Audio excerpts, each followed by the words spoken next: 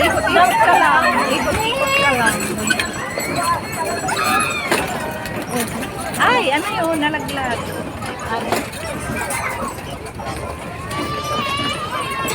Tapos ano mo si 30 minutes naman to eh. Pagbalik mo, si Malia naman isakay mo.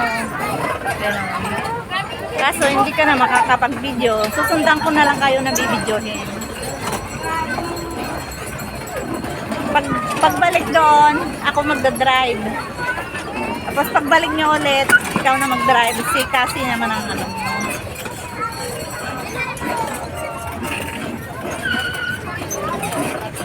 Yay! Yay! Our dalagang driver ng bisikleta sa Baguio. Ano? Bicycle? Uy, lumpas. Oh.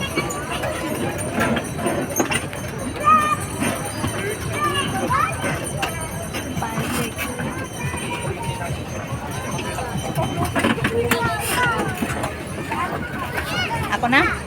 Oh, ikaw na. Ikaw na lang. Ay, ikaw naman. Oh. Sigilin mo, garo. Hindi ko yata alam mag-drive. Sige na, ikaw na lang.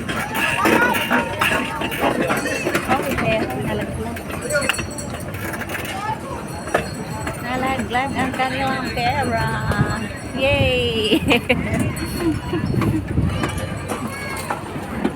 Doon ka sa may dulo, hanggang doon sa dulo, yung pinagsakyan natin para isakay mo si Cassie.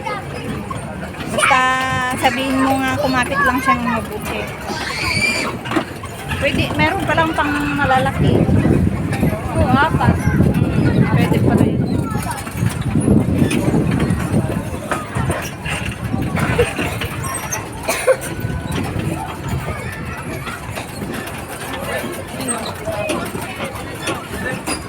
Mahirap pala.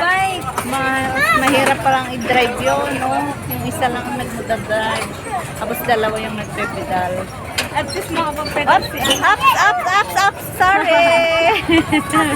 Ups! Dali. Oh, tingin ka muna sa likod. Baka may ano.